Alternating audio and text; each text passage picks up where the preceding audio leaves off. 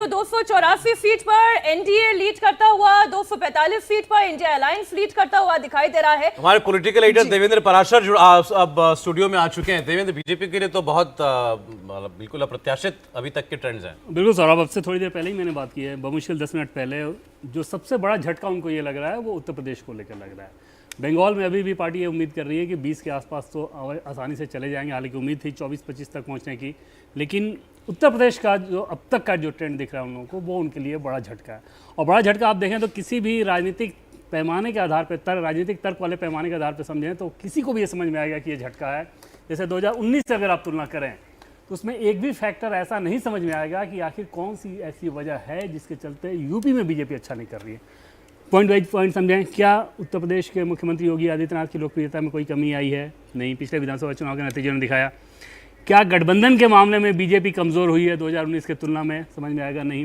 Waste में आपके साथ आरएलडी साथ था जो पहले नहीं था, वहाँ पे राजभर आपके साथ थे, पूर्वांचल में जो आपके साथ पहले नहीं थे। तीसरी चीज़ की, क्या अपोजिशन का गठबंधन इतना मजबूत हो गया, फॉर्मिडेबल हो गया, जो जिसको आप भेद ना पाएँ? वो भी है, नहीं था, क्योंकि पिछली बार सपा बसपा एक साथ ही, जो कि कास्ट के हिसाब से ज़्यादा बड़ी चुनौती थी बीजेपी के लिए।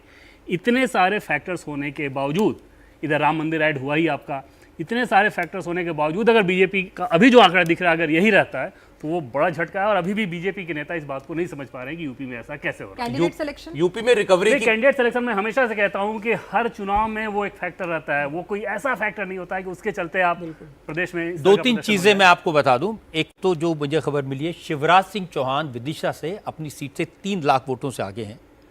और जिस मंडला सीट की बात कर रहे थे फग्गन सिंह कुलस्ते की, तो फग्गन सिंह कुलस्ते 2.25 लाख वोटों से आगे हैं।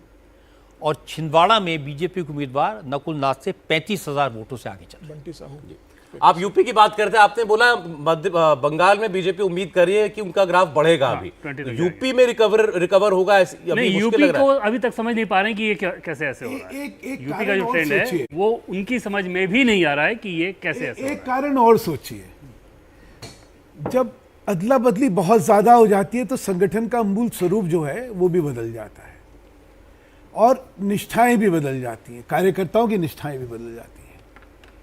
मुझे लगता है कहीं उस दिशा में भी एक संकेत तो नहीं आ रहा। क्या है, जो भाजपा, मूल भाजपा यूपी की थी और जो आज भाजपा है यूपी की, उसमें बहुत फर्क है।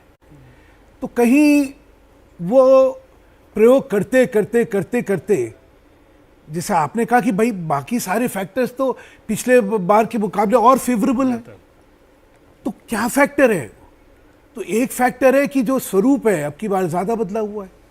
तो कहीं आज नहीं कह सकता मैं, लेकिन जब विश्लेषण, गहन विश्लेषण होगा तो देखना पड़ेगा। लेकिन स्वरूप में भी सर देखा जाए तो जैसे इसका असर इसके पहले भी तो देखना चाहिए। 2014 के बाद से ये स्वरूप लगातार बदल रहा है। तो हर रिजल्ट में, इलेक्शन में अगर आपको रिजल्ट मिल रहे हैं, क्या होता है कोई चीज पीक कर जाती है उम्मीद के बाद, और फिर अगर वो उम्मीद खत्म हो जाती है तो फिर वो एकदम से डाउन हो जाती है।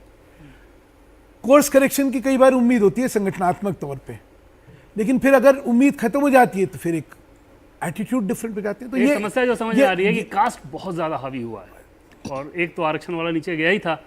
तो जो लाभार्थी वर्ग आपने तैयार किया था उस सेक्शन में, जैसे दलित सेक्शन में ही, वो लाभार्थी वर्ग रिजर्वेशन को लेकर डरा हुआ। जैसे कि कल या परसों बातचीत में मैंने आपसे एक बार कहा था कि ये तो मैंने वाराणसी में जो इलेक्शन में लोग लगे हुए थे उन्होंने अपनी अंदरूनी बैठक में इस बात का जिक्र किया था।